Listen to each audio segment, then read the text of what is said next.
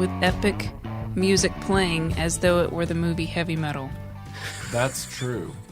If there was ever a sci-fi movie about literal wormholes, this would be it. Yeah, this is an actual wormhole movie, literally. This and Tremors. I only ever detected one hole on the worms, like the mouth. I don't think they've ever really discussed. You don't think they poop? They do.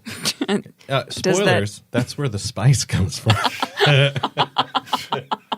Wow. I'm not, and that's why they didn't want to talk about it. I'm not joking. That literally is. Wow. I figured it was either that or they. It was. I literally yelled when we watched the movie. Sleeper has awakened. No, I yelled "Soylent Green is people" because I thought, well, they're just grinding up the worms, and this is why the worms were attacking everyone, was because they were being murdered to make spice so that people could get stoned. No, actually, the worms dissolve very quickly when they're murdered.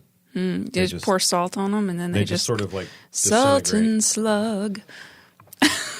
The Sultan Slug from his giant palace in the sands of Dune. Welcome, everyone, to the RetroBlasting podcast that's called Dreamland. Hi. Let me start that one over. Take two. Welcome, everyone, to Dreamland, the RetroBlasting podcast. I am Melinda, and here with me is Aaron Harper. Hi, yeah, I'm Aaron. Yeah, and we also tonight have Michael French with us here in the studio. Hi. And we are talking, in case you have not yet figured it out, about the movie Dune from 1984. We wanted to talk about the movie Dune because, first of all, it's an iconic 80s movie. It's also a very strange movie, and a lot of people have very strong feelings about it, so it seems like a good place to get started. And also, Aaron has read all the books, and so he is sort of our resident expert on the actual content that this movie was supposedly based on. And I have a lot of questions for you, Aaron. That's what I was expecting. Okay. And I'm quite sure there's folks out there who can prove me wrong on the expert part. I've read the books a couple of times. Okay, compared to me, you're an expert. And so let me just sort of give the little overview, which is that it was made, like I said, in 1984 by David Lynch, our friend who made Twin Peaks, and he made a number of other cool movies. My favorite David Lynch movie, Wild at Heart, with Nicolas Cage, which honestly, one of the only movies with Nicolas Cage that I like. Well, have you seen the latest trend? No. People out there are actually using this app that actually can put faces onto existing video. Mm-hmm. So they train up this kind of AI situation, and then they feed it other movies. And people out there are putting Nicolas Cage in every movie. Okay. So you can actually find examples of Nicolas Cage as Wonder Woman, like running around and doing all the Wonder Woman stuff. So now any movie can be your favorite movie with Nicolas Cage. Great. Just here to bring the good news. Nice. I'd like to see him in Shawshank Redemption. Oh, that would be great. Michael, can you give us an example of what that would sound like if Nick Cage was actually... Now, I was not aware that I could do a Nicolas Cage impression until I was told that's what I was doing. He wasn't very happy about that. As you, a voice artist yourself, Aaron, knows, nobody who does voices, even in an amateur fashion, wants to find out they're actually doing another voice. Oh, I thought it was hilarious. All right, there was no malice intended in that. So moving right along, this was based on the 1965 Frank Herbert novel called Dune, because I guess he thought Arrakis was not quite as catchy, so he went ahead and just retitled that planet, like right there in the title of the film and the book. And we've got, a bunch of sort of sci-fi movie people that are sort of known in all these sort of bizarre. You've got sort of the stable of David Lynch characters. A lot of them appear. You mean actors? Yeah. You got the stable of David Lynch. I said it again. I'm going to get character actors. That's right. And the guy who was in Twin Peaks. So there's this spice, which, that's one of the first things I'm going to ask you, Aaron. First of all, can we just start with the Empress? I don't think she's called an Empress, but she looks like the Empress from the Neverending Story with her head floating in space. You remember at the end of the Neverending... Princess Irulan. I know, but you know how at the end of the Neverending Story, there's the little girl with the creepy face. She's just floating in a blackness, and she's like crying, and she's like, "I need you to give me a name." That's what that girl looked like, floating in space and sort of narrating the story. And you're like, "How are you tied to this story?" And I keep thinking she's going to actually have a role, and she doesn't. I mean, she's standing there at the end, but... You can see her in some of the opening shots when the Guild Navigator is arriving. Oh, sure, yeah. She's standing around in the background. And he basically is just like, shoo. Yes. Go now, shoo, shoo. Go away, woman. Take the pugs and go. Or whatever those dogs they have there. Yeah. So is that the case in the book as well? She's not actually... In the book, she doesn't make an appearance really until the end. She's spoken of, but the backstory on her is that she's actually being trained by the Bene Gesserit to marry a high-ranking official and carry on, the whole line of the Emperor. But she is being trained as one of the Bene Gesserit witches, if you will. So she is kind of a chess piece that they're moving around. And she shows up at the very end of the movie, obviously, so that she can marry Paul. So spoilers, everybody. Just jump right to the end. Oh, really? Yeah. That's why she's there? Well, she's kind of there to observe the whole fight, the whole war, because it's supposed to be this slam dunk victory for the Emperor. Mm-hmm. So he brought all of his sycophants and his whole court and everything to Arakeen to watch him just wipe out this rebellion. And then, of course, Paul spoils all that for them. And he goes, "Hey, yeah, why don't you marry me and then we'll run the empire together." But I thought he was already married to... No, he actually never marries Chani. So he's just like getting with Chani. Yes.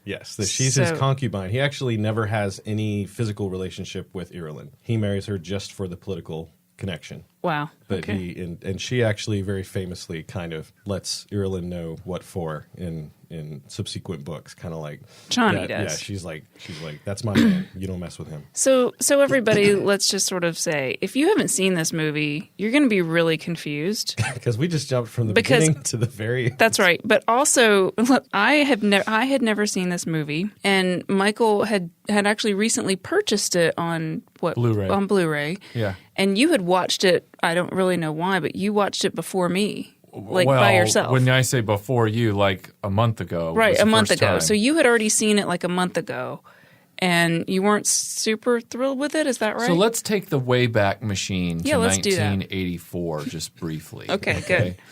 Walk us through it. It's not a long walkthrough.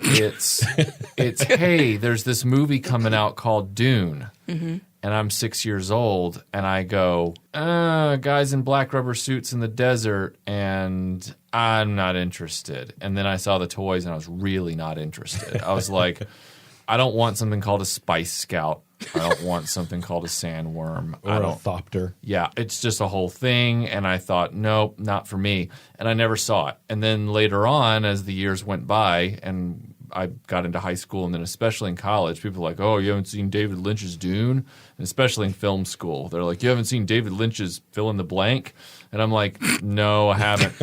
And they're like, you got to see it, man. It's amazing. And so this person that I worked with at a company right out of grad school that I won't mention because if this person's ever listening to this podcast, then I just don't want to single them out. But they liked the movie so much and found out that I had never seen it that they bought it for me on DVD for my birthday, like a Steelbook DVD thing. Happy birthday! And I took it and I looked at it and I got through the opening with Princess Irulan, and then suddenly Patrick Stewart and Paul were covered in really badly animated box suits, and I stopped it and I said, I can't do this.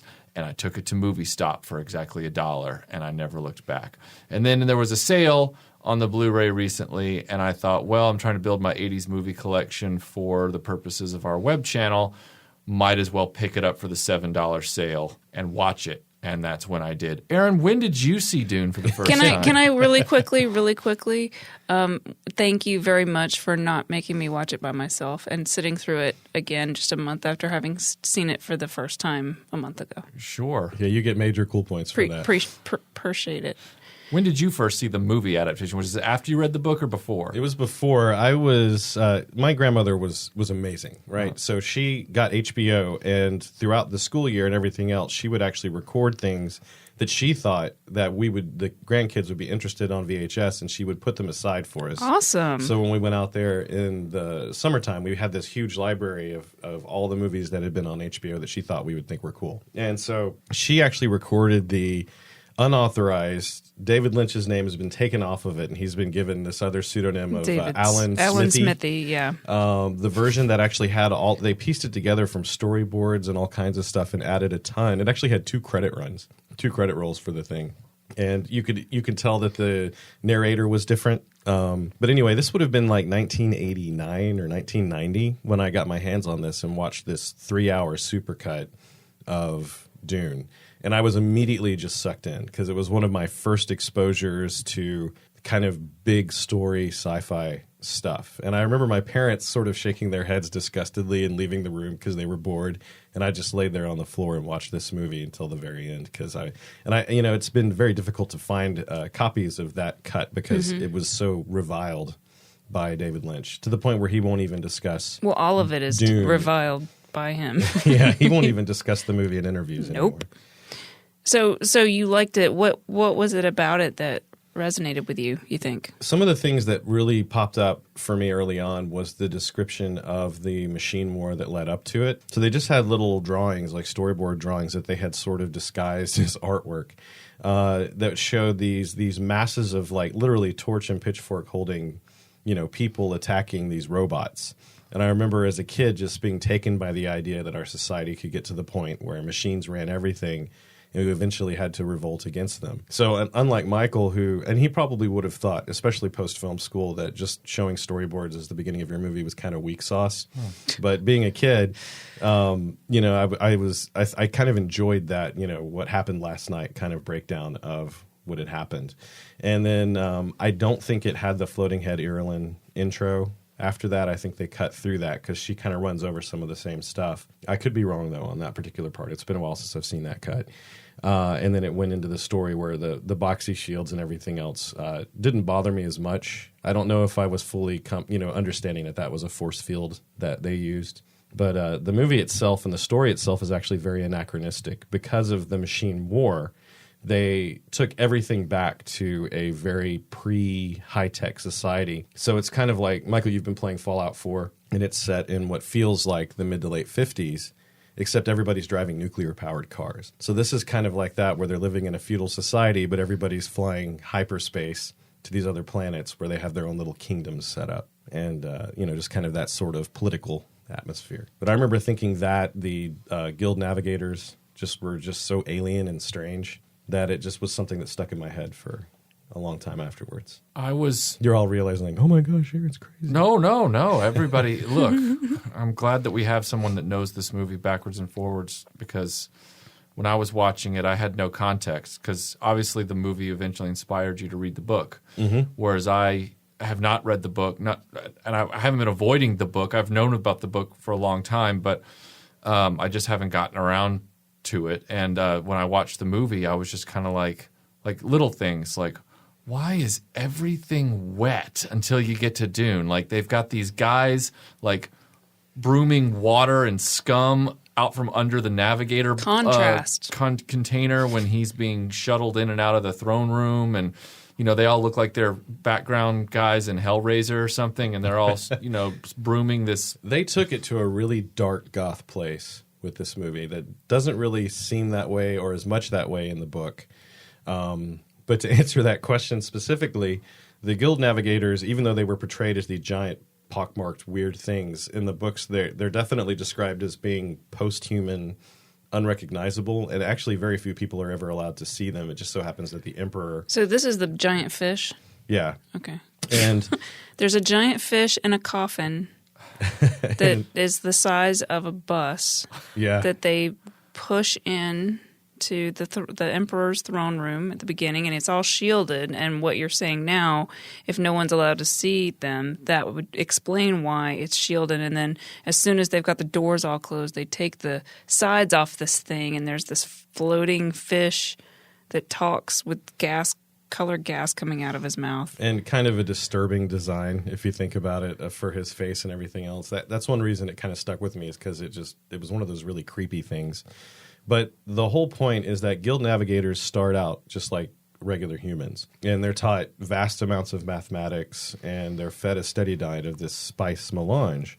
And through this increasing dosages of spice, they actually start to change physically to the point where they're so physically dependent on it, they have to live in these tanks that are filled with spice gas, except that they're not perfectly impervious, so that some spice is always leaking out. And all the second stage guild navigators around them are actually there to collect all the spice because it's so valuable. So that mopping and everything, they're actually vacuuming up all the spice that leaks out so that they can reuse it for that, because it's so expensive to get. And Gotcha.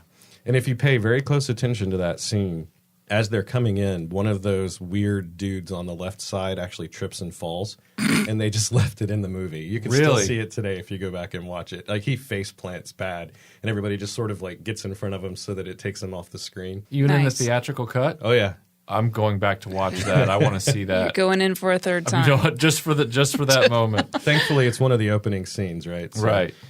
That's they do say in it may be the princess. She says something about the use of the spice, changes them and they become forever dependent and all this other stuff. But they don't explain that that's what that thing is.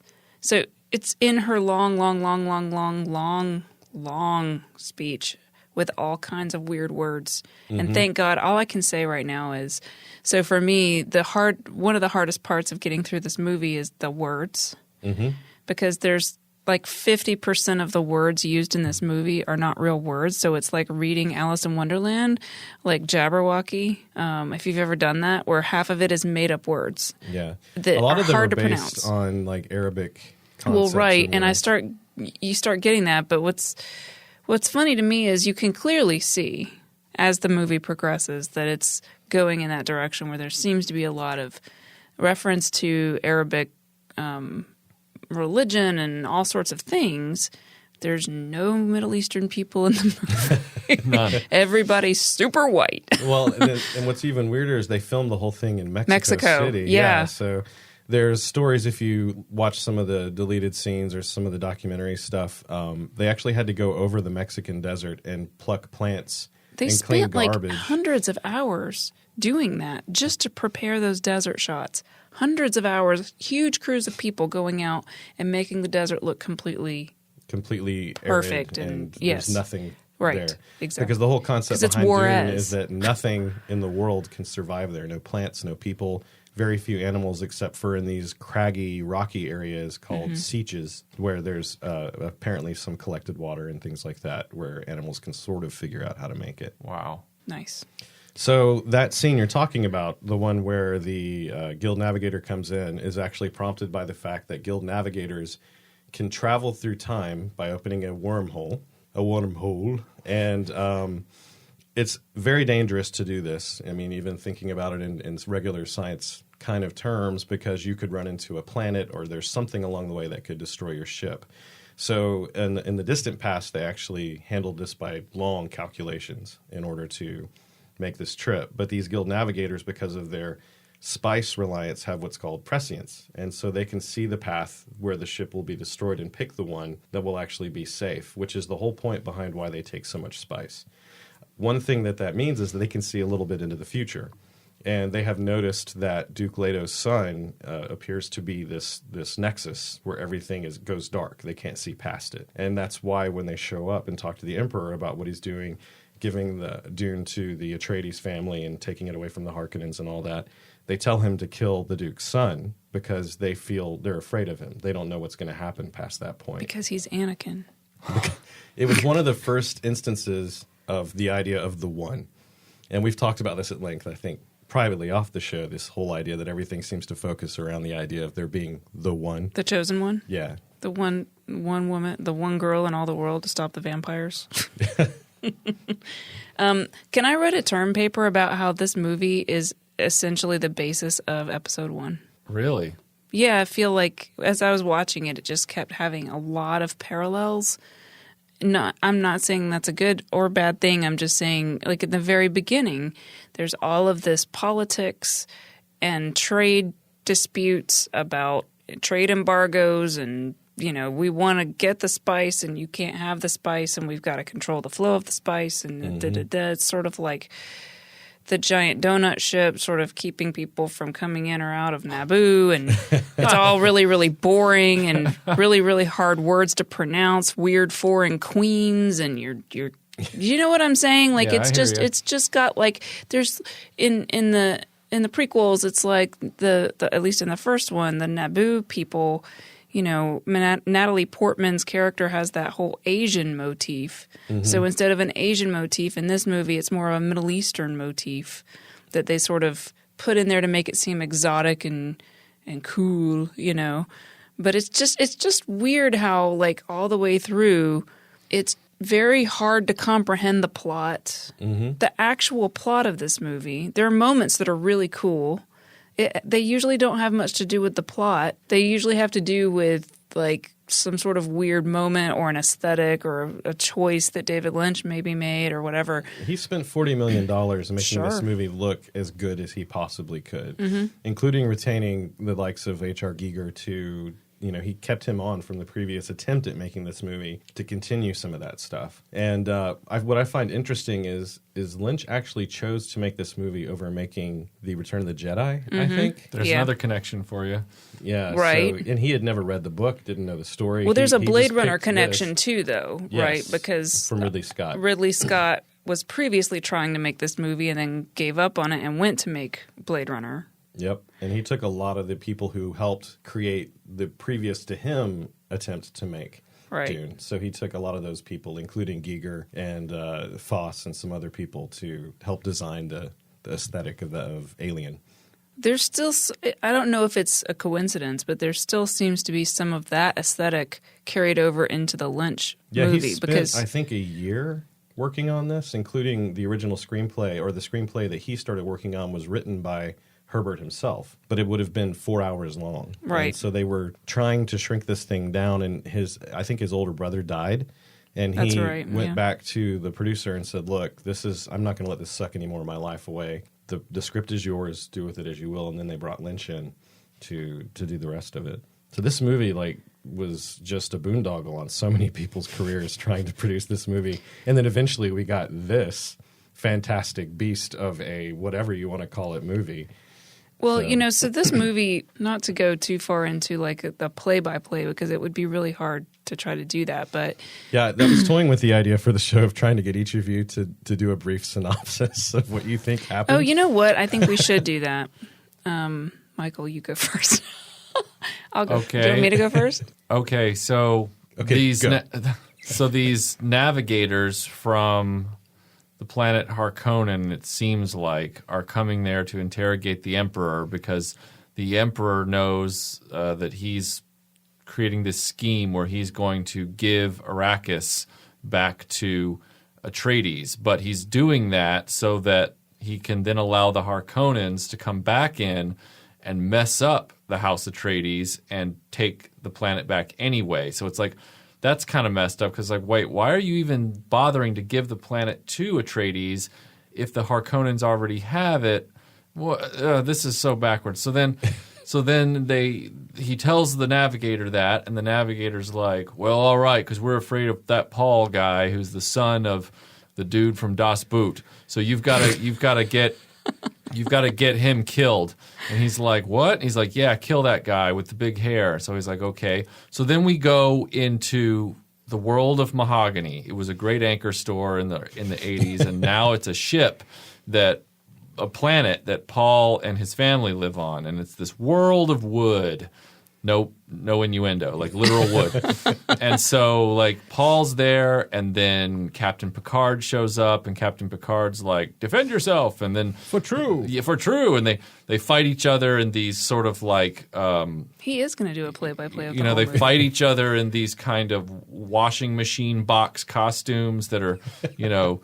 They're obviously hand animated. They're transparent, and I don't mind the old effects. I'm just saying the style of the effect is weird. And we're like literally literally 10 minutes into the movie at this point. Yeah. This is going to be a really long synopsis. I'm going to speed up. So then there's this whole thing where they go to the witches come, and the witches, they know that or suspect that Paul is the Kwisatz Haderach or whatever that's called. The Quiznos The Subman. Quiznos Cataract. The Quiznos Cataract. The Kwisatz Haderach. So they want to see if it's him, because if he is him, then I can't tell if they're excited or afraid. Not sure about that. So then they burn his hand to test him and threaten to kill him if he pulls his hand out of this box. But it's really not burning him. But Yet he's really another in sexual pain. innuendo. He's There's really so in many, pain. so many. So then the whole Atreides family goes to Arrakis, where they meet up with Max von Sydow, who gives them their spit suits. And they put on. I thought they were pea suits. With They're pea both. suits, right? And So- their poop suits. Yes. Yeah. They just call them still suits They're not very okay. because they distill. Oh, I all of got the- you. yes. It's distill. Okay, thank you for explaining that. Right. So they put those suits on, and they all look like a proto Michael Keaton Batman. And they're like, "Hey, we're on this desert world. Let's get crazy. Let's get crazy." And then the Harkonnens show back up, a la the Emperor's underhanded plan. Oh, meanwhile, before that happens, the Harkonnens, who are bat crazy, they decide that they just love pollution, and Wormtongue from Lord of the Rings shows up with like herpes all over his lips, and he's telling them what the Emperor's got going down. And then the big guy who's fat, he's like the father figure of the whole thing, the Baron. Baron Pustule. Yeah, he's getting like his zits like popped and drained and all this kind of stuff. And Sting shows up with this other really corpulent dude, and they're hanging out. And then he is like the big fat guy, like turns on his spacesuit belt, like his Buzz Lightyear belt, and goes flying around. And he's like, "Arr, arr, arr, arr." And then there's this poor So it's like a Willy Wonka moment. I don't want to interrupt them, but it's too much. there's this poor like eunuch. It looking. sounds like a 4-year-old is telling you a story, doesn't it? So there's this poor like eunuch-looking kid who's wearing like a white hefty bag, and he's putting out like metal flowers because there are no real flowers left on the planet because the planet's totally narked. And then the guy just floats up to him, and he's like, "Oh, ho, ho, ho, ho," and he pulls this plug off his chest, and the guy just starts bleeding out, and he's like, "Oh yeah," and you're like, "What am I watching? This is so messed up." Yeah. So then they invade the planet and they kill the House Atreides, but Paul and his mom escape into the desert. Don't forget Ziggy totally throws, the Atreides under the bus at that moment. Oh yeah, the guy from Quantum Leap, not I'm just gonna Scott, help him. Dean Stockwell. not Scott Bakula, but the other guy, Dean Stockwell. Yeah, Oh, boy. Dean Stockwell. He betrays the House Atreides because Spoiler. his wife was killed by the Harkonnen, but for some reason he's helping the Harkonnen. That's another problem. So then, Well, no, he has a very complicated plot yes, that he's worked out in his head that fails. Well, he doesn't actually know that his wife is dead. They've been holding out the hope that she's still alive. So, interesting thing about his character is that he is an imperially trained doctor, a Suk doctor as they call it, which is supposed to mean he cannot hurt the Emperor. And he has been given as a gift, sort of, or he's come to the Atreides family to be their personal physician. And the whole thing behind him is that he just should not be able to hurt anyone or betray anyone. And the Harkonnens actually overcome that through the help of Peter de Vries, the guy with the purple lips. Because he figures out that if they kidnap his wife and torture her, then they will be able to control Dr. Yui. So they convince him to drop the shields for the whole house, allowing them to invade, and then they kidnap the Duke and torture him. So I heard what you just said, and I'm still not sure I understand I got why. it. I got it. You got it? Okay. Mm-hmm. So I got it in the movie, though. maybe. Some of that, not all of that, but I got the gist of the fact that he couldn't hurt the Baron. Right. So Max von Sydow dies, and then Paul and his mom are Liet being Kynes. Dr. Kynes. Yes. They're being taken out into the desert to die because Brad Dourif is like, we can't have any evidence, so send them all into the desert to die. And they get out there, but Paul uses his magic witch voice to, mess everybody up, and then they escape, and then they call the worms, and then they meet up with the Fremen, who are kind of like, the cave-dwelling Morlocks of Dune. And I sort of saw them like the Afghani people that are in Rambo 3. Right. I think that's really what they're based on is the regular... The people in Rambo 3? That's No. not possible. Well, this movie does involve the ability to see the future. Right. So maybe that's prescient. So But there are a lot of desert-dwelling groups of people that I think that Herbert was very enamored with, the fact that they could survive. And he was thinking a lot about how that would train a person to be very tough and very strong, especially when faced with all the other proxy wars that were going on in Afghanistan around that time. So I think that one of the major themes of this whole story, book or movie, is the idea that a harsh planet can create harsh warriors. And so you have mention of the Emperor Sardaukar shock troops that he gives to the Harkonnen to invade.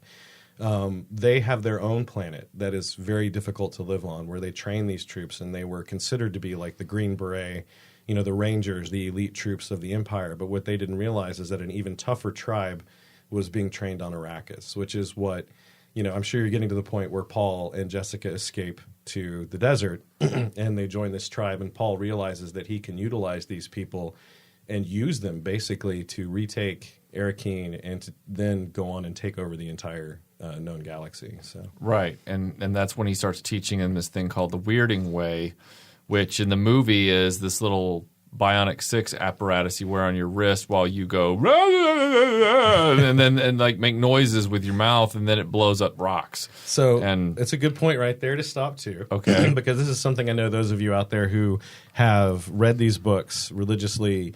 It was one of the first points when I read the books where I got a little bit upset because they diverged very heavily from the books at that point.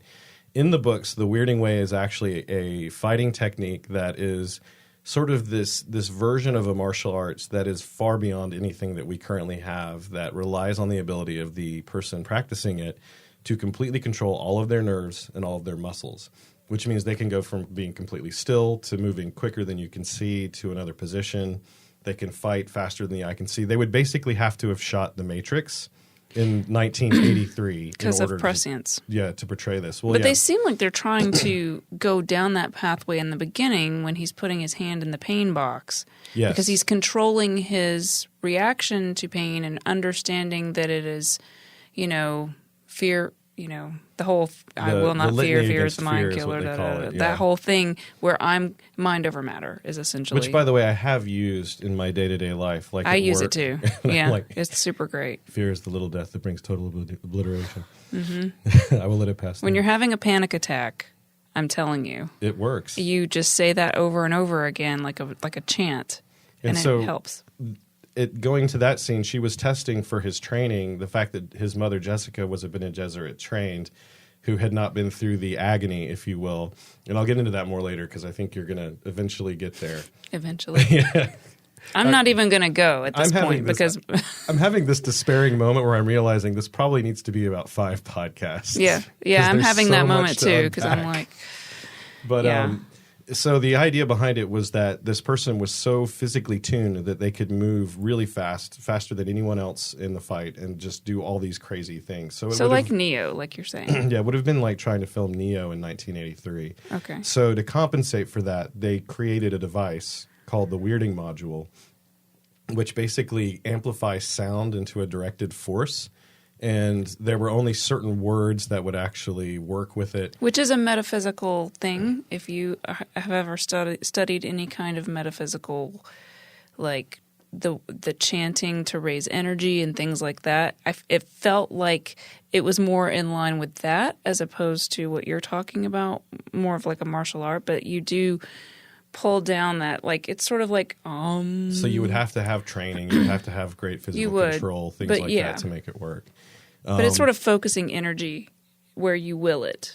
But I can tell you right there is probably one of the moments where fans of the book probably checked out of this movie and just went, what on earth are they doing? Mm-hmm. Because the power of the imagination, as we all know from kids playing with toys, they probably envisioned a totally different, fighting style and everything else. It sounds like it would be something that would be very hard to visually convey as well. Yeah, and they have if you watch the Sci-Fi Channel's adaptations of this story, they were able to do more with that, but they had still a pretty low budget to accomplish it. So you would see things like people blur and then reappear somewhere else in the room, and during a fight, and that was supposed to sort of be the weirding way from that point. So please continue. Oh, okay. So then they get away from the worms, Paul and his mom, and they meet the Fremen. And the Fremen are led by the guy who betrayed James Bond in License to Kill, along with Rachel from Blade Runner. And that's the girl that was in his dreams. And so he's like, oh, I love this girl. And they've all got blue eyes because they're all sniffing secondhand spice because it's on the planet. It's in their diet. It's in their and diet. Also, Jessica's pregnant. Right. He figures that out at that point. He sees that. Right. In one of his you don't mom's want to leave that out. His mom, Jessica, is having a daughter, which would be his sister. But then they decide that they need her to become the new head witch of the Fremen because their witch is dying. So they make her drink the water of life, which only women can drink because all men who drink it die. And she goes through this horrible trauma, and she becomes the new head witch of the Fremen. And then, so to eliminate kind of what happened there, which was really, really strange and seems just like you described, very just traumatic and disjointed. The Bene Gesserit practiced for years to have that supreme ability to control their bodies, and they use it to do things like store diseases that they can inflict on people when they want to. This is one reason they're perceived as witches, is because they seem to have all these supernatural abilities. So what she does in that moment is she takes this water of life, which is made by drowning a baby worm, which is a huge secret in the story. Nobody's supposed to know that's how you get it. Spoiler. It's a super concentrated form of the spice essence. But it's poisonous, and so she uses her body's metabolism to actually change it from poison to something the Fremen can have. And they all drink it and have an orgy afterwards. And in that process, it's called the agony, in which she suddenly becomes conscious of all of her ancestors' lives. And so all of her ancestors become actual characters in her mind that she can talk to and learn things from. And that's why she becomes the head witch, is she's now got all of this built-up experience. She gets all that during the drink or during the orgy? During the drink, when she changes it. You either survive that process or you die. And every man who's tried it has died. So she has the agony, and then she has the ecstasy. Yeah, pretty much. Okay. But in the process, her unborn baby has the same experience. Right. Which is why she's referred to as an abomination. Right. This fast-growing... She's like the baby from Twilight movies. Right. Oh my gosh. She super is. There's a lot of I'm so similarities. mad at you for making that connection. I'm going to go on about that when it's my turn. I have a lot of, as a woman, this movie offended the crap out of me, and I don't want to use the word offend because it's so whatever, but it really was like, to me, it was an unfortunate twist that it sort of. Go ahead, Michael. So Paul is still getting to the place where he's training all the Fremen in the weirding way, but he also knows that he has to eventually become the Muad'Dib, which is the Messiah. He has to become this guy. He believes he's this guy. And he knows at some point he's going to have to drink that same water that kills all the men throughout history, because only the Muad'Dib, only the Kwisatz Haderach, whatever, can survive it in the prophecy. So meanwhile, the Harkonnens are torturing all the people that they kidnapped from House Atreides, including the one guy who was sort of Duke Atreides' red-lip dude. And Sting and Baron Harkonnen tell him that if he wants to live every day, he has to milk this cat, which is like, what the... So because the cat's metabolism produces the antidote to the poison they've introduced into his body. Yeah, I get it, but boy, just talk about extra. So then Baron Harkonnen leers at Sting while he's wearing space pants, the space underwear that he's wearing. Space thong. Right. He was originally supposed to be nude in that scene. Yep. I guess the censors wouldn't allow that. Or Sting. I don't know. Sting probably didn't care. He didn't care. It was like a last-minute decision. I think David Lynch, I can't remember who made that decision, but... We filmed it 2 ways. They made that thing that day, I believe, the little bird thong that he was wearing. Put a string on like some decoration that Probably. you hang over your door like an eagle, and you just... If they handed me that eagles codpiece, dare. I'd be like, I'd rather just do this naked. Where eagles dare. Like, I would rather do this naked than wear this codpiece. Like, seriously. In the book, Baron Harkonnen has a predilection for young men. That was very clear. Boys. Yeah, so even his own nephew was Yeah, attractive they to. made that super clear in that scene you talked about earlier, Michael, where the guy was in there. The eunuch. And yeah, I mean, they didn't really do anything with it, but you could kind of tell that was the subtext. There is a ton of sexual context in this movie that is not the least of which is, dudes riding on the back of a giant worm. That just happens to look a lot like something else. Yeah. Yeah, so speaking of those, so Paul becomes the guy that leads the Fremen to outright rebellion against the occupiers of Arrakis, and one of the things that he does to prove to them that he's the guy is that he's the first dude to successfully ride this sandworm, right? So he Actually, no, the Fremen that's their mode of transportation leading up to that. That's something like a secret that they keep from whoever's occupying Arrakeen. And riding a worm is actually something that a Fremen learns at a very young age. And so, but it's part of that process. You can't lead a tribe of Fremen unless you can do these specific So they things. were just waiting to see if he could do it. And then if It's he not could, clear in the movie, to be fair. It's not. Yeah, so he rides the worm. And see, having read the books and seen, all the prequels, all the final books that were done by his son and Kevin J. Anderson, and then all the sci-fi stuff, it is hard when talking about this movie to actually differentiate between what I know from those things and what I know from the movie, which is kind of why I like having Michael. But that's why you're here. Yeah. So Yeah, because my description would be 4 sentences. So he rides this worm, and they're like, huzzah, he's the guy. And then he's like, no, I have to drink the water of life. And by the way, throughout this whole movie, there's this constant whispering inner monologue from every character. It's like the Octagon. Yeah, it's except it's not the Octagon. So he goes and he drinks the water of life against Sean Young's protests, and then he has all these visions, and his mind goes to a higher plane because he drinks the water of life because he can no longer see the future. So he feels like, I got to do this because otherwise I'm just a blank slate. I can't do anything. And then he comes back, and of course he's the guy. And so then at that point, they're like, yeah, we've got our Muad'Dib guy. Let's go kill all those Harkonnens that took over that place. And so So bear in mind, Paul has now gone through the agony, and he now has and this is where it's probably going to irritate you a little bit, Melinda, because it does. As a guy and as the Kwisatz Haderach, one of the things that was apparent in the book was that there was a place that the Bene Gesserit couldn't go. There was a place they couldn't look, and it happens to be the male side of this duality. Paul, being the Kwisatz Haderach, has access to all of it. Uh-huh. So why would that irritate me, Aaron? I'm just using physical cues such as the eyebrow twitching. I'm trying to control myself, but it's really hard. And so he's basically now kind of the only person who has this much access to the future. And there are still places he can't see, which is irritating to him, but there's certain tests he has to accomplish, like later on when he has to fight Fade and things like that, where it's unclear whether he'll survive. So he still has those roadblocks in his way. But he's using this newfound ability to plot a course through the future that, if you read all the books, you find out is actually trying to save humanity from a huge threat that hasn't been introduced yet. Interesting. Yeah. Okay. So anyway, they win the battle against the Harkonnen, and they throw Baron Harkonnen into a sandworm's mouth, which, by the way, is just a horizontal sarlacc pit in the movie. It's the sarlacc pit on its side, A very striking resemblance, which, if you and notice... possibly the plant from Little Shop of Horrors. It kind of looks like that, too. If you notice, it had a lot of teeth inside of this sarlacc pit.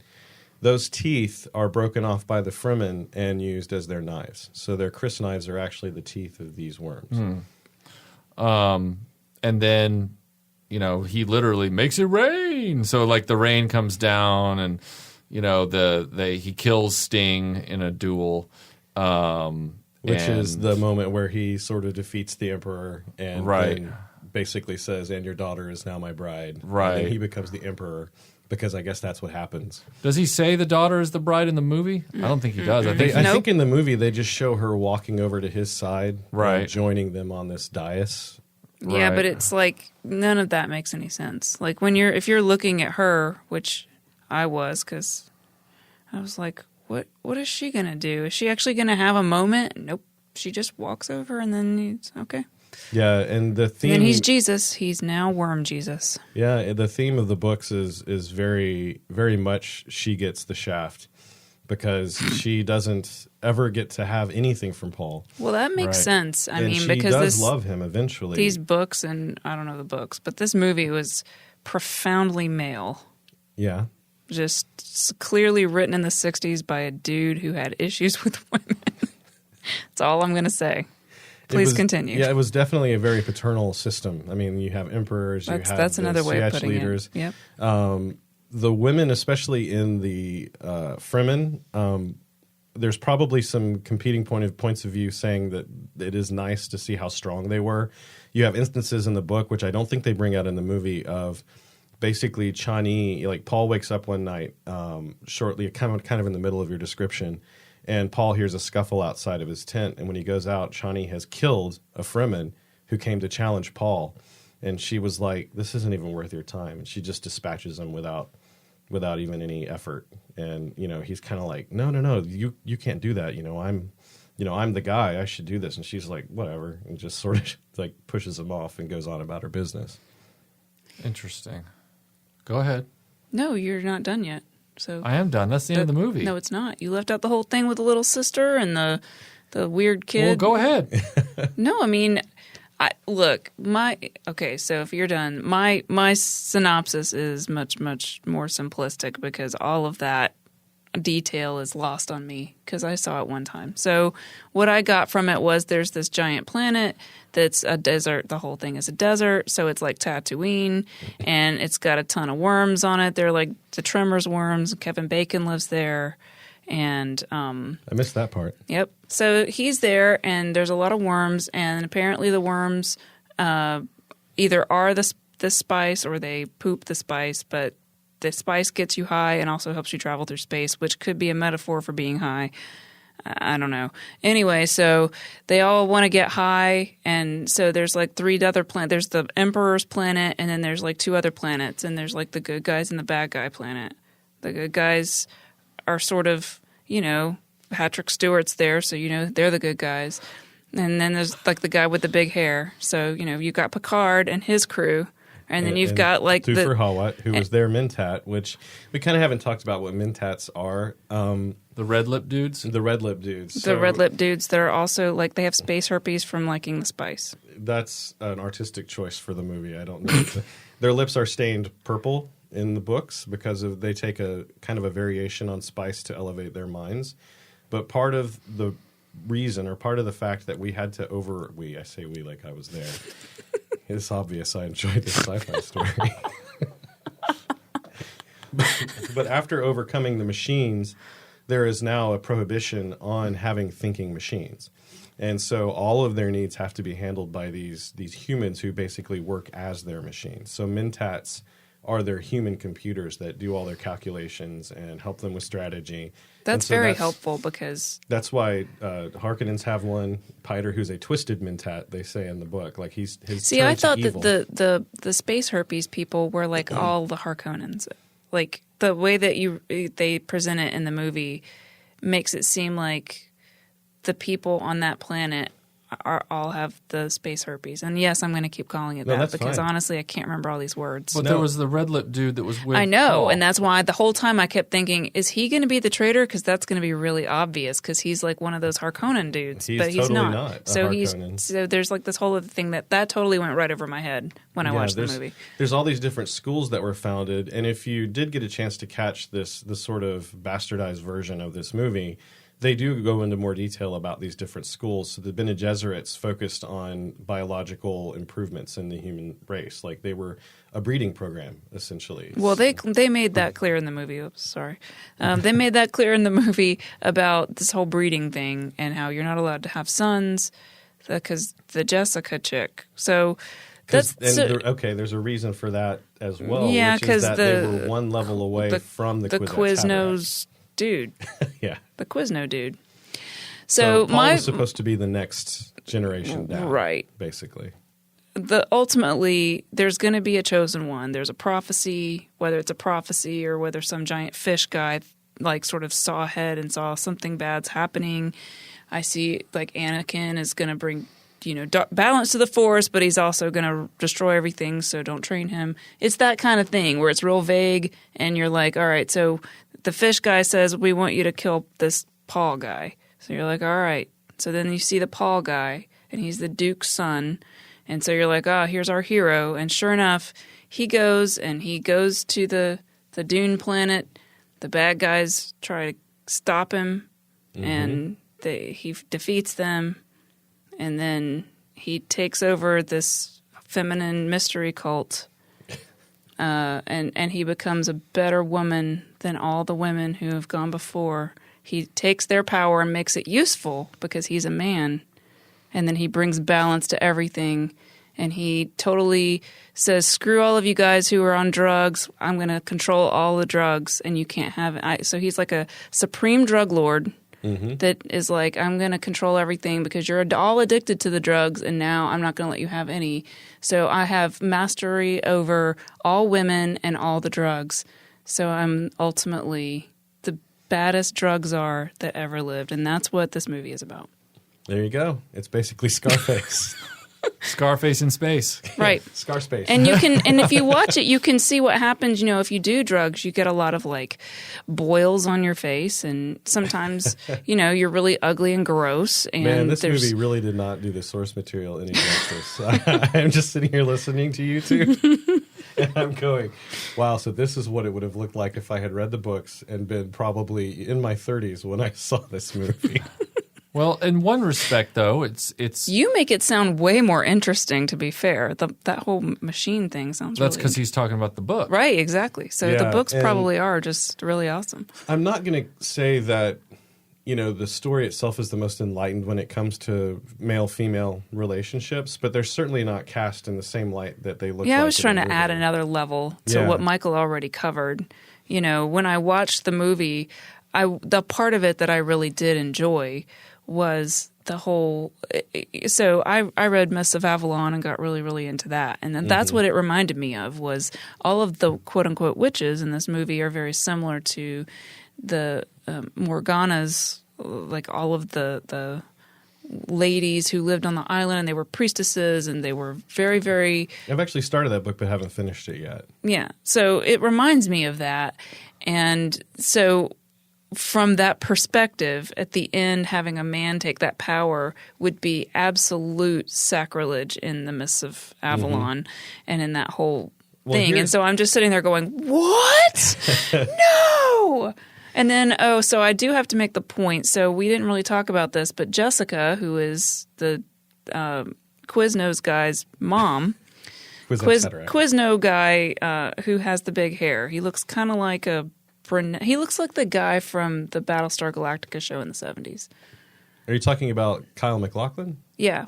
Okay. He looks like the Apollo? Yes. Okay. He looks like Richard Hatch. He looks like Richard Hatch.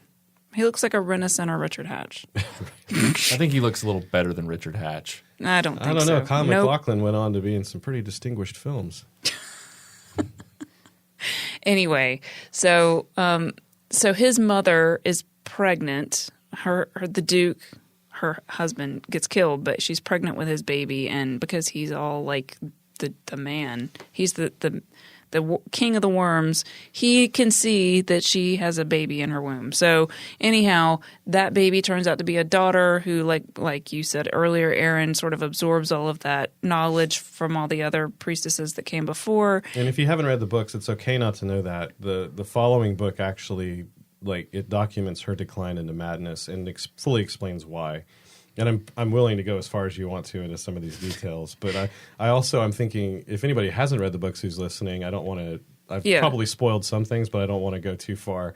There's so much to unpack in these books. I'm sure it's obvious from all the failed attempts in some people's minds to depict it on the screen that there's so much more. Well, you could tell that there was they were skimming over things, and the gist of it is if you go through the agony as an unborn person, you become awakened to all of your past lives. And Aaliyah is also special, like Paul, in the way that she's almost as prescient as she is.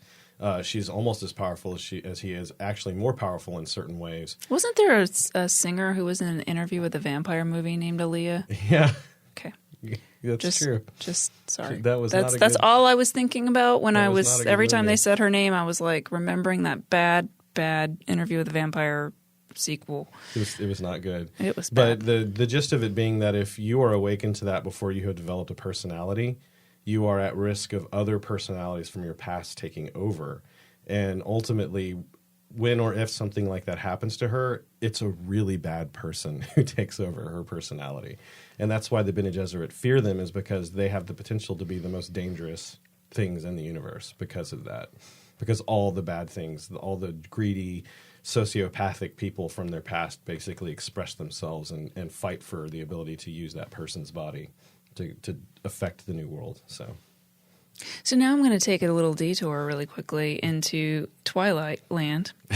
yeah, and talk real quickly about in that book series, Like It or Hate It, it's similar because, Bella is a human and Edward is a vampire, and he should not be able to have children according to what they know, but the two of them do have a child because he has sex with her before she becomes a vampire.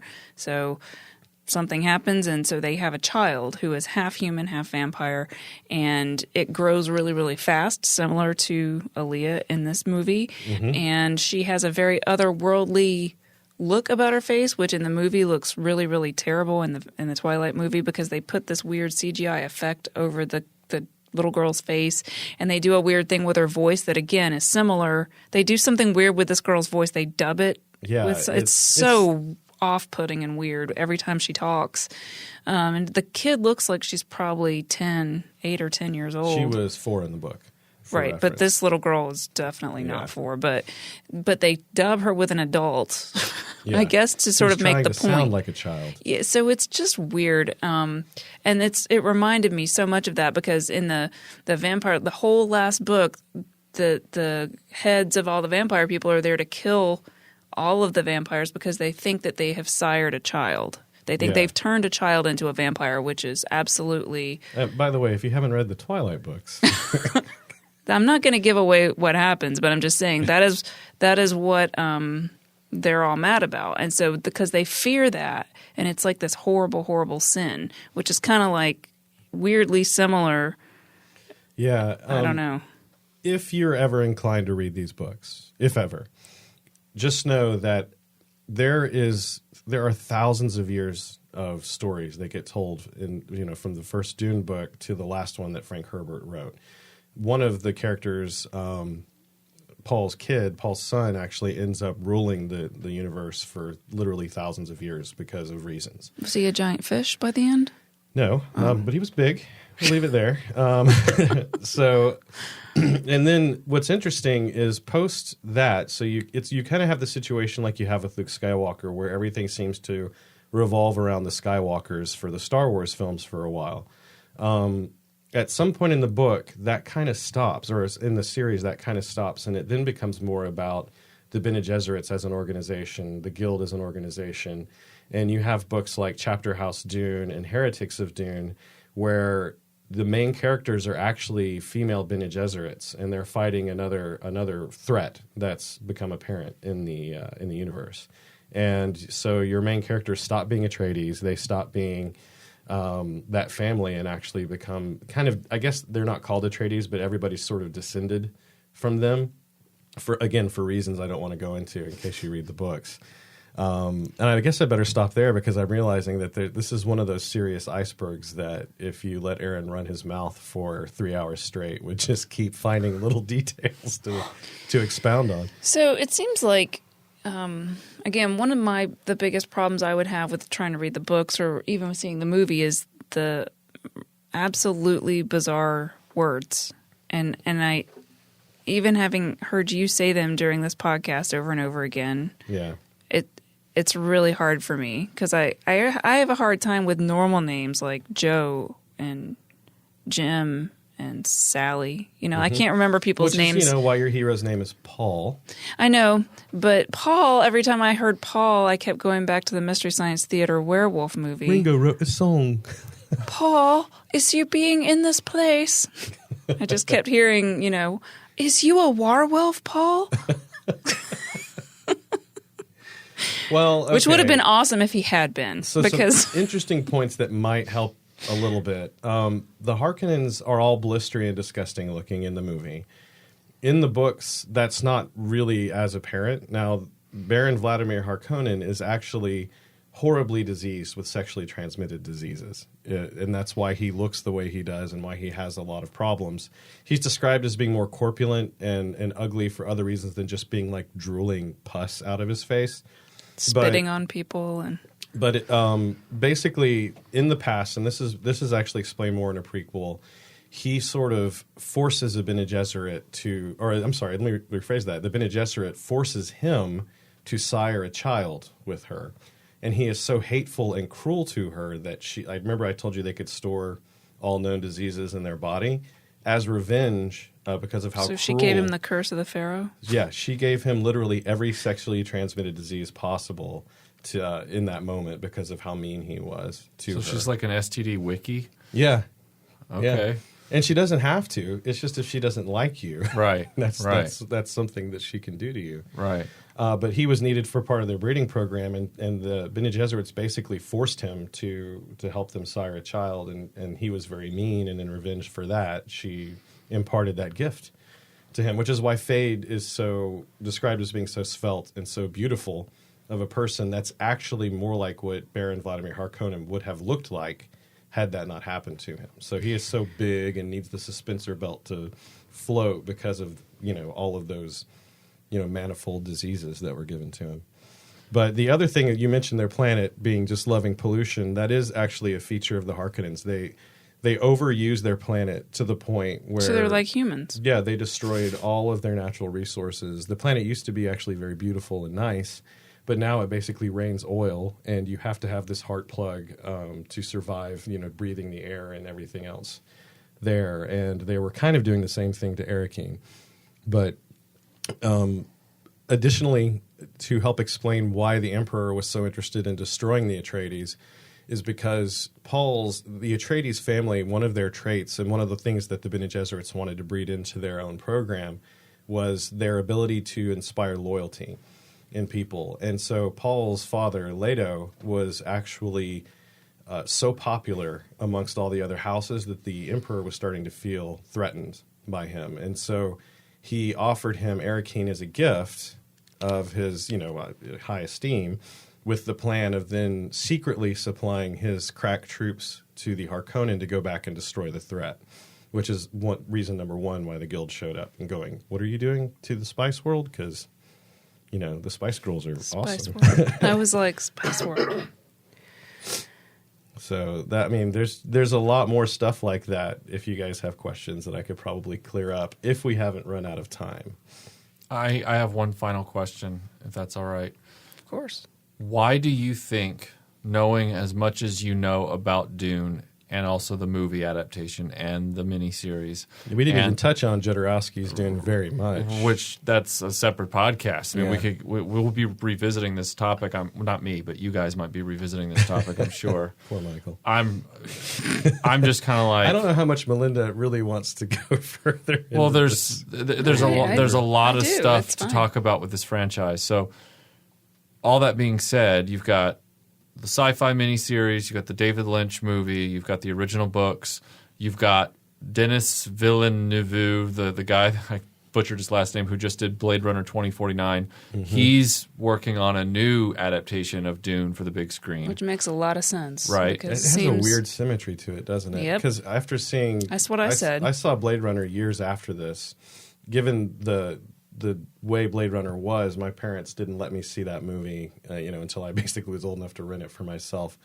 And I remember watching it going, wow, this feels a lot like Dune. I mean, just the scenes of the way the women looked walking around and the constant rainfall and everything else, it was very oddly echoey. But anyway. No, I was just going to say that all that makes sense. What doesn't make sense to me is in 1983, when this movie's getting made, somebody at Dino De Laurentiis Productions looking around and going, this would be a great movie for kids. Let's make some toys. And it's like, are you kidding me?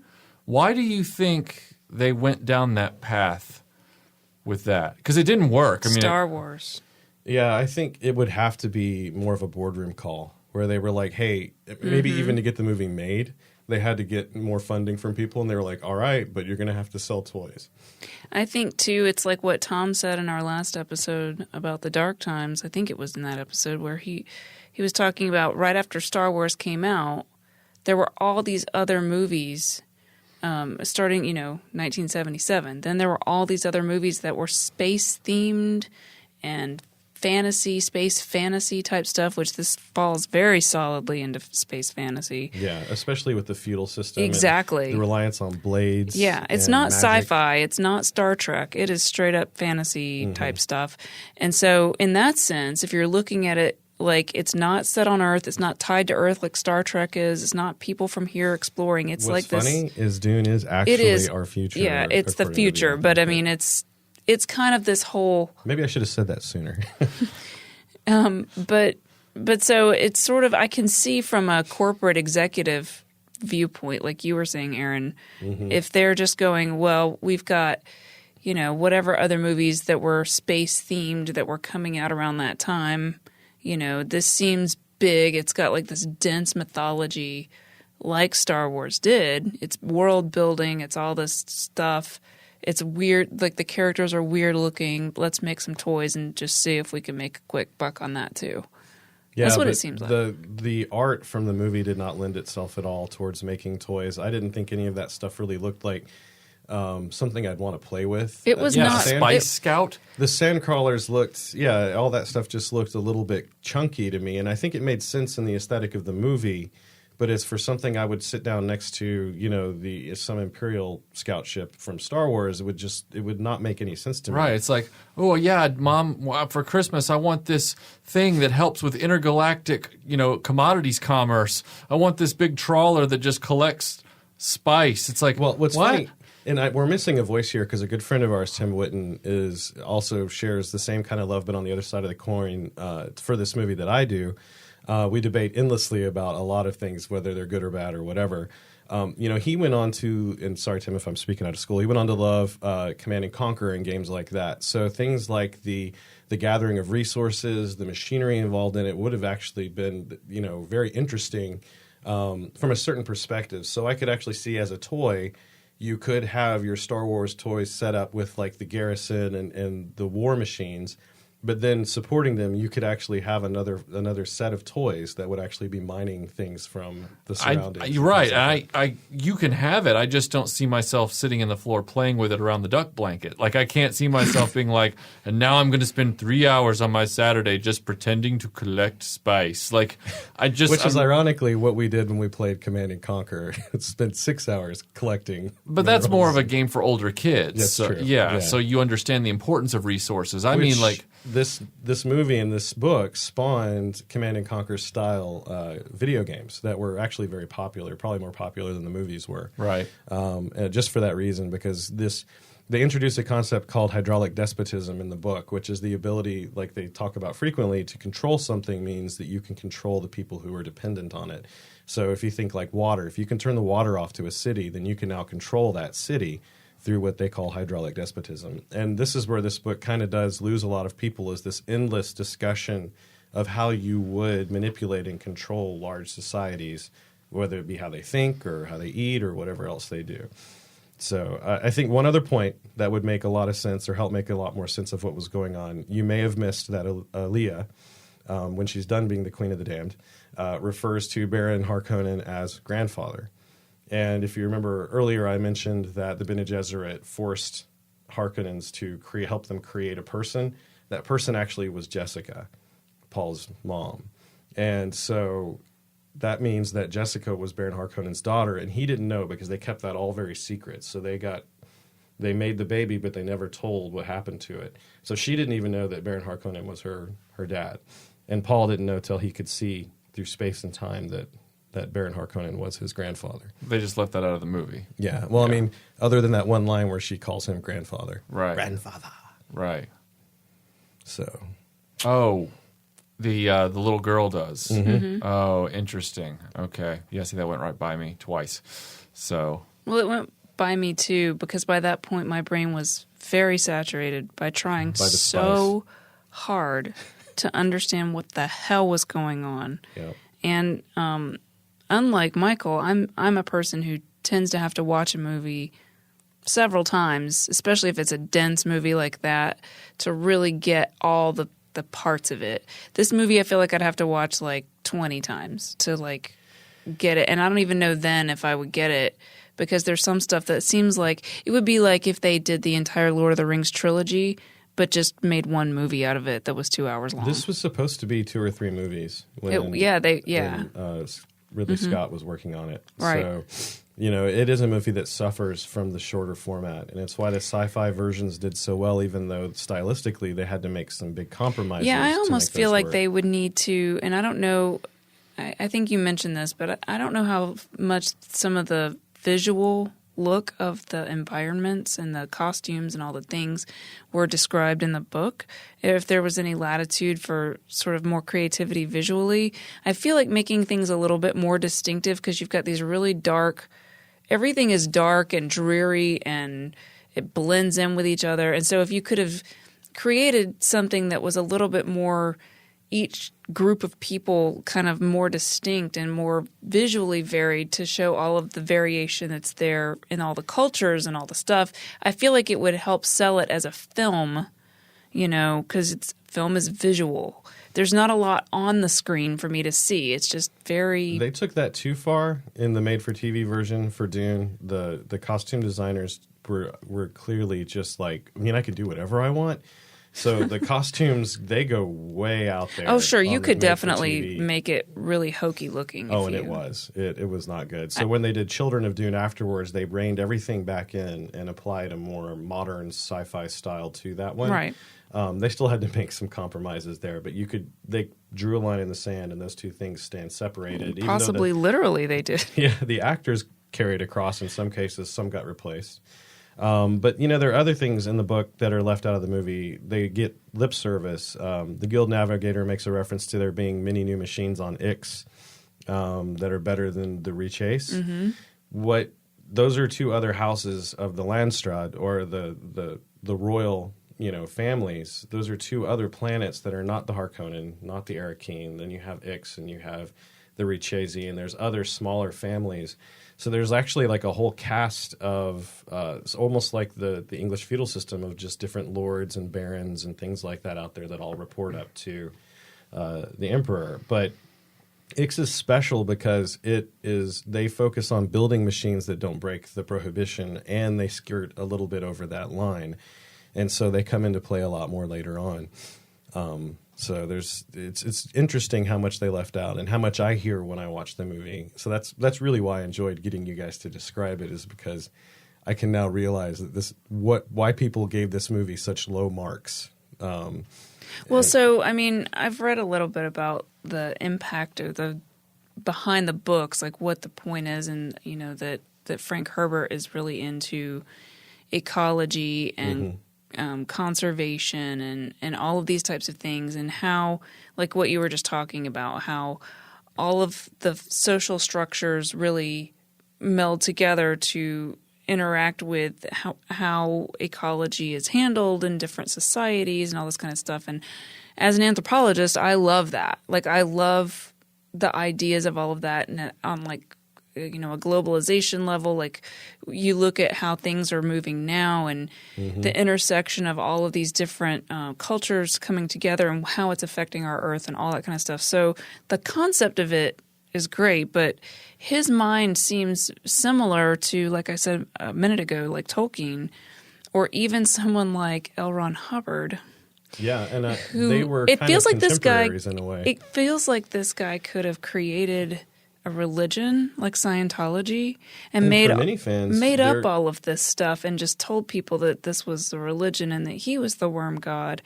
And it's a very humanistic religion that I think folks who have not chosen a religious path, the litany of fear, the discipline of the Fremen, all that stuff really does blend well. They have a concept of the Zen Sunni, which is in Sunni obviously being the Middle Eastern side, and then Zen. So like a blending of those two faiths is what's sort of built up into what the Fremen use in their own world, but they're a lot more violent and a lot more harsh.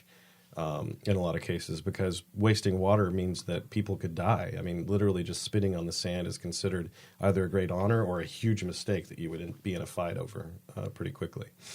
I'm just thinking, if you've got someone like Heaven's Gate, who believes that there's a giant, UFO hiding behind a comet and it's coming to take all of us away if we're the chosen ones. There's not. And then you are willing to like kill yourself to get on the UFO.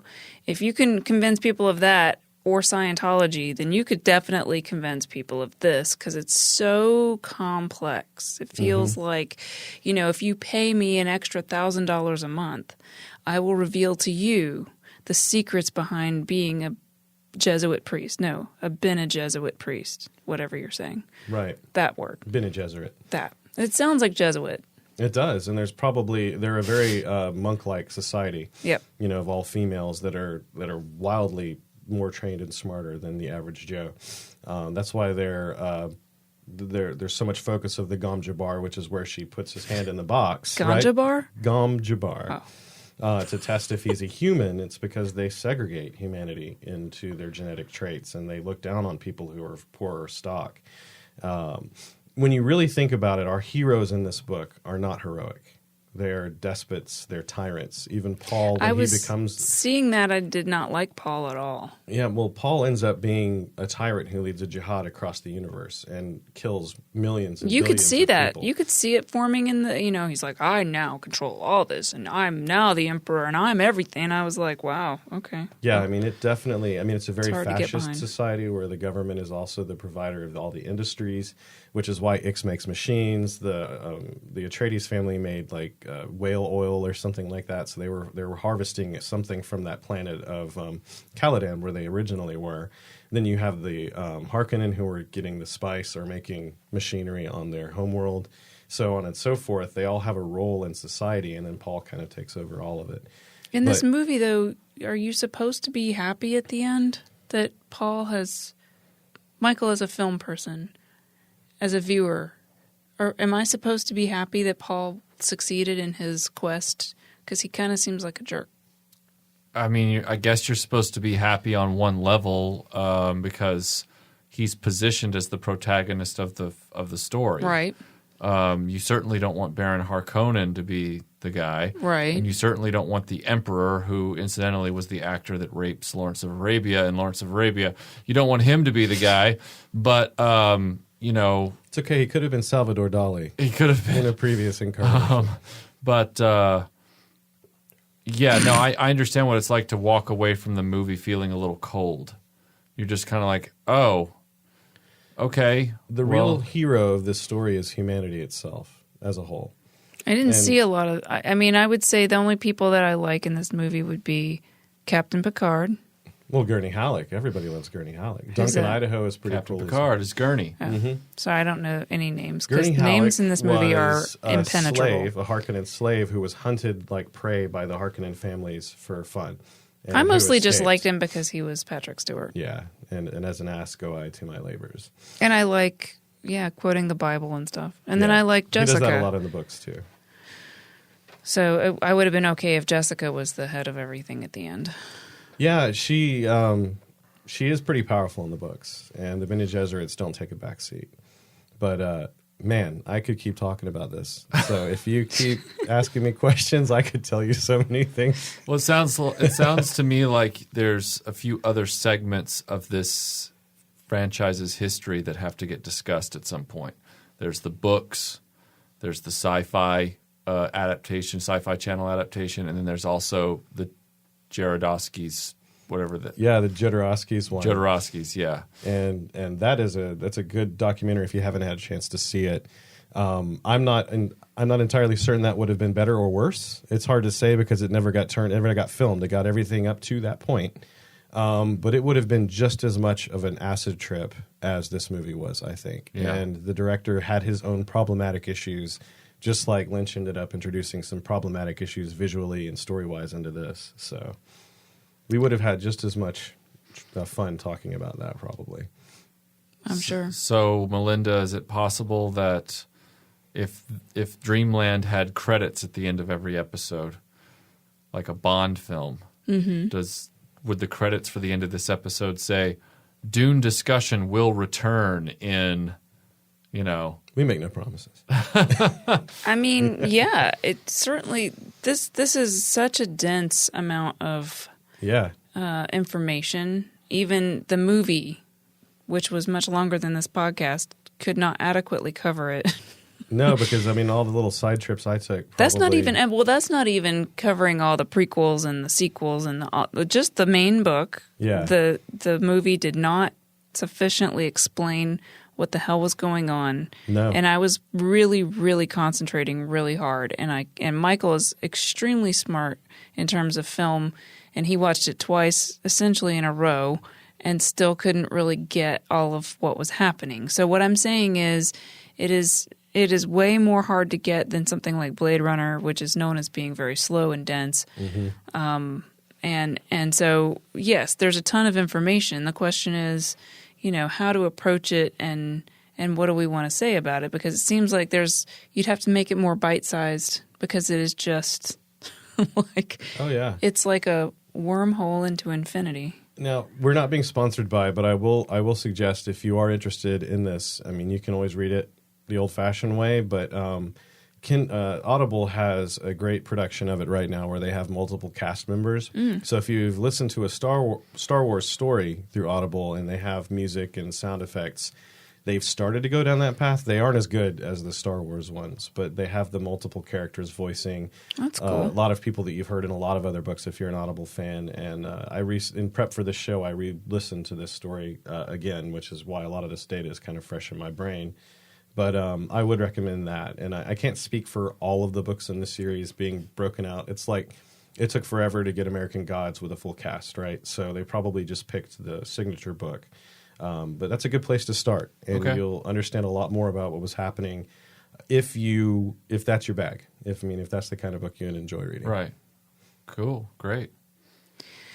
Well, thank you, Aaron, for trying to clarify what is a very... challenging. I'm sure if we had a good editor that we could stitch all that in an order that would make perfect sense. But we would have to cut the first part out where I immediately go to the end. I actually think that's fun. I think it's appropriate for the topic. But anyway, thank you, Aaron, again, for all of the insight into this movie. I feel like I do understand it a little bit better now. If you haven't seen the movie, do yourself a favor and see it, because... if nothing else, it is memorable and bizarre, and you may love it, you may hate it, but you will remember it. And it has influenced a lot of cinema since. Yep. So whether directly or the people who worked on it went on to work on other things and their ideas from this movie. Yeah, you'll see a lot of people from other stuff, and you'll notice in the credits a lot of names that you know from other stuff. So it's one of those pieces that ties. It's like 6 Degrees of Kevin Bacon. It's like its own harsh planet that trained people to be tougher and better at what they do. Exactly. So, all right.